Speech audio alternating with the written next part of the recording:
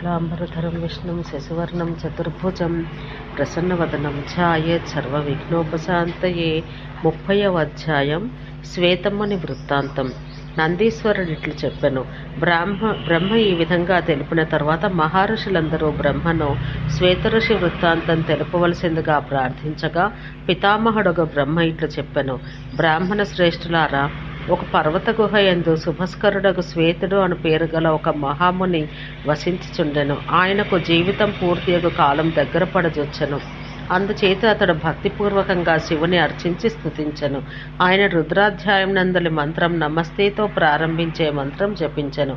అంతటా మృత్యుదేవత మహా తేజోవంతుడగు యముడు ఉత్తముడైన బ్రాహ్మణుడు శ్వేతుని యొక్క మృత్యుకాలం ఆసన్నమైందని భావించి ఆయన తీసుకుని పోవుటకు ఆ ప్రదేశానికి అరుదించెను.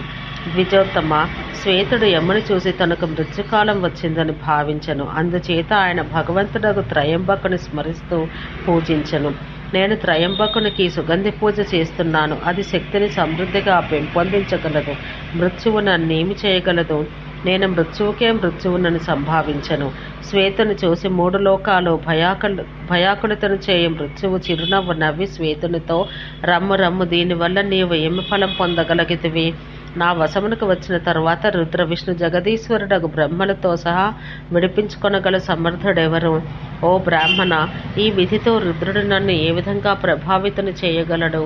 ఓ ముని, నీ జీవితకాలం పూర్తయినందువల్ల నేను నిన్ను నా లోకానికి తీసుకొని పోవుటకు సిద్ధంగా ఉన్నాను అని ఈ విధంగా భయంకరంగా మృత్యువు అరుచుటచే ఆ మాటలు విన్న మహాముని పెద్దగా అరుస్తూ కేకలెడెను.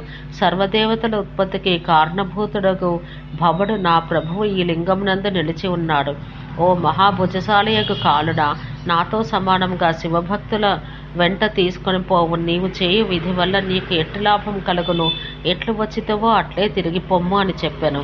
శ్వేతముని చెప్పిన ఈ మాటలు విని వాడయైన కోరలు చేతియందు పాసము గల భయంకర ఆకారుడైన మృత్యుదేవుడు కుపితుడయ్యను. చేతియందు పాసం తీసుకుని భయమును కలిగించే మృత్యుదేవుడు సింహం వలె గాండ్రించెను. అంతేకాక తన చేతితో పలుమార్లు చప్పట్లు చరచెను. పిమ్మట మృత్యుకాలం సమీపించిన మునిని బంధించి అతడితో, ఓ ముని శ్వేత, నేను నిన్ను నా లోకానికి తీసుకుని పోవుటకు బంధించి తిని. ఇప్పుడు దేవేశుడకు రుద్రుడు నీకు ఏమి చేశాను? నీ రుద్రుడు ఎక్కడా? నీ భక్తి ఎక్కడా? నీ పూజ ఎటు పోయింది? నీవు చేసిన పూజాఫలం ఏమైనది? నేనెక్కడ ఉన్నానో? నా వల్ల భయం ఎక్కడ కలదు? శ్వేత, నేను నిన్ను బంధించి తిని. నీ రుద్రుడు ఈ లింగమందు కలడా?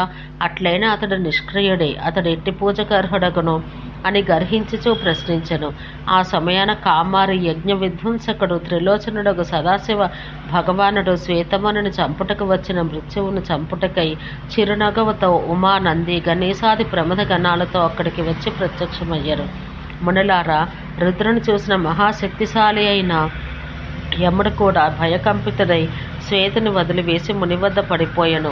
రుద్ర భగవాన్ని చూసిన శ్వేతముని అక్కడనే పెద్దగా గర్జించెను. మహామణులారా, దేవతాగణములు కూడా మహాశబ్దంతో అరచిరి. అది చూసి ఉమాసహితుడగు రుద్రుడు హర్షితుడు కాగా దేవతలు వారికి నమస్కరించిరి.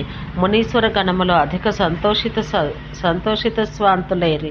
ఖేచర్లకు దేవతలను మునులను రుద్రునిపై శీతల సుగంధిత పుష్పవర్షం కురిపించిరి. యముడు మృతుడగుటను చూసిన నంది అవ్యయుడగు శివభగవానుడికి నమస్కరించెను. గణేశ్వరుడగు గణపతి రుద్రుని అనుచరులు మిక్కిలి విస్మయాకులిత చిత్తులై, ఈ బాలకుడు మూఢుడై చనిపోయాను. దయతో మీరు ప్రసన్నులై అతన్ని అనుగ్రహింపుడు అని ప్రార్థించిరి. మిక్కిలి దృఢమైన శరీరం గల యముడు మృతుడై ఉండుట చూసిన శివుడు అతడిపైనను శ్వేతునిపైనను అనుగ్రహ ప్రాప్తిని కలిగించి అంతర్ధానుడయ్యను. అందుచేత మృత్యుదేవుడైన యముని జయించిన మహేశ్వరుడు మృత్యుంజయుడొకటిచే ఆయన భక్తిపూర్వకంగా పూజించాలి. ఆయన భక్తిదాత, ఐశ్వర్యదాత, సర్వుల హితైషి అగువాడు. ఎక్కువగా చెప్పవలసిన అవసరం ఏమున్నది? మహాభక్తిపూర్వకంగా సర్వము వదిలి రుద్రుని పూజించిన మీరెల్లరూ శోకరహితులు కాగలరు అని బ్రహ్మ మునులకు ఈ విధంగా చెప్పి మరలా ఒక మారు, భగవంతుడా ప్రసన్నుడవ కమ్ము.